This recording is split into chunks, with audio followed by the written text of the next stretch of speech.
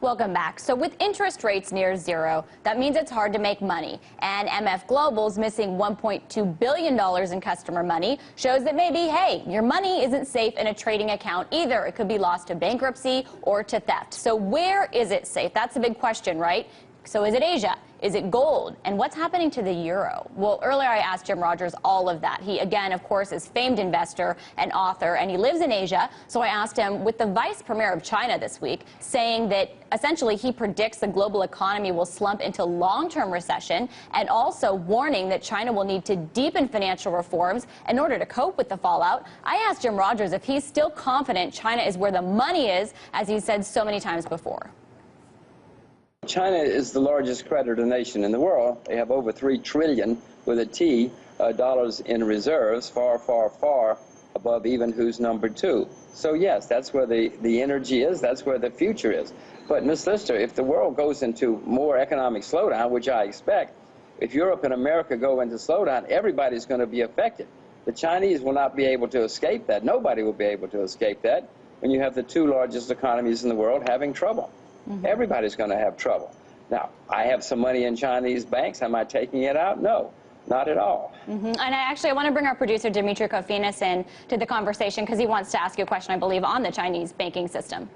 Hey, Mr. Rogers, how you doing? My question has to do with exactly that, with the possibility of China going into depression, because you've compared the boom that we've seen in China over the past 20, 30 years to sort of what happened in the United States after the Civil War and the industrial boom there. However, at that time, the banking system in the United States had not yet been as fully consolidated as it is today, and it certainly wasn't anything like China.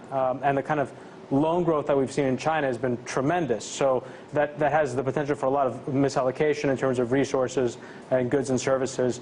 And so are you concerned at all in terms of what kind of bad loans could potentially be hiding inside the Chinese banking system and how that could be affected if we were to see a slowdown in China? Well, I'm sure there are going to be plenty of bad loans coming out of the Chinese banks. After all, the Chinese authorities are doing their best to slow things down. They're doing their best to drive real estate prices down. They've raised interest rates 6 times. They've raised reserve requirements 12 times. I mean, I wish the U.S. was doing what China's doing and trying to kill inflation. So sure, you're going to have some people going bankrupt. You're going to have plenty of real estate speculators in China going bankrupt. Is it the end of the Chinese story? No. I mean, look, you watch the American banks. You're going to see some unbelievable bankruptcies coming out of the U.S. in the next few years. But the Chinese banking system, by the way, is not nearly as all-pervasive as in the U.S. There are lots of Chinese who still don't have bank accounts. This is a new, I won't say a new industry, but it's certainly not a mature industry yet in China. But to your question, yes, there are going to be plenty of bankruptcies in China, just as there are going to be in America, in Europe, and the rest of the world. You should be very careful. We've got some difficult times ahead of us. And you know, Jim, one of the things that people think would set off bankruptcies in U.S. banks is exposure to European sovereign debt through credit default swaps. U.S. banks have written a lot of that.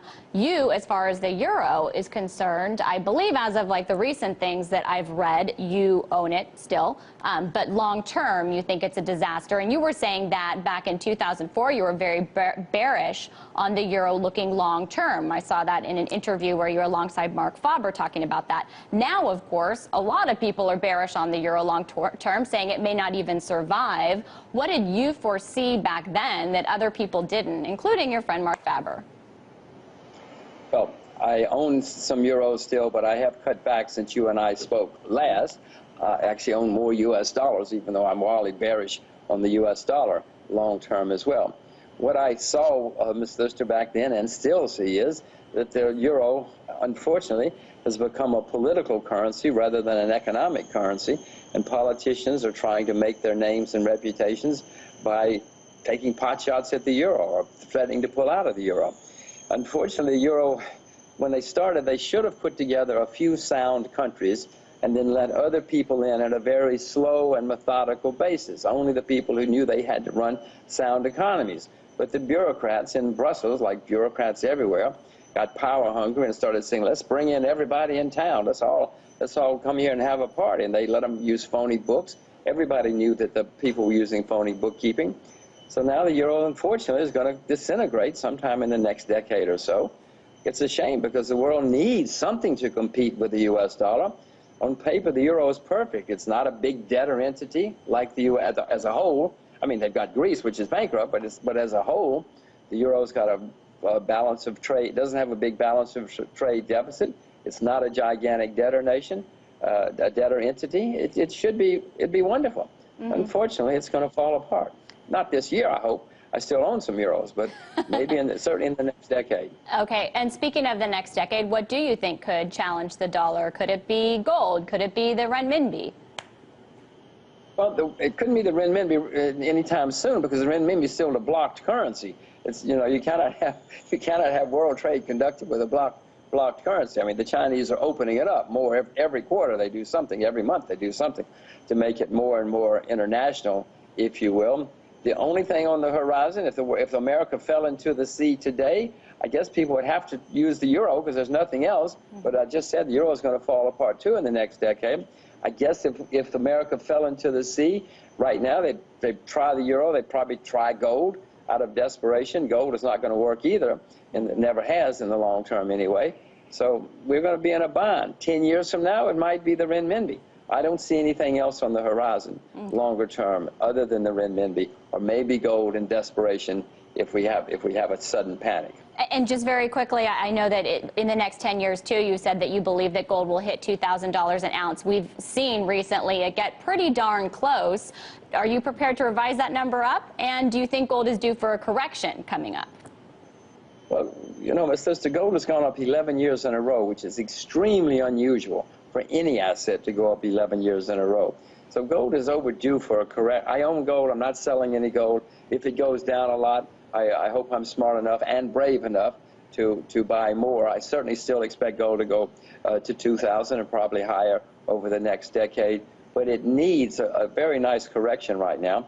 And speaking of MF Global, you know, that's causing a lot of selling in the commodities markets at the moment, forced selling, artificial liquidation. So who knows what might happen. In the 1970s, gold went up 600%. Then gold turned around and went down 50% for a variety of reasons, scared everybody to death. Many people jumped out, said it was a fluke. Then it turned around and went up 850%. So these kind of corrections and consolidations in all markets are normal. It's not unusual. And he said longer term, he did not want to go ahead and revise that number, that $2,000 an ounce number for gold upwards. So we left it at that. That was Jim Rogers, investor and author.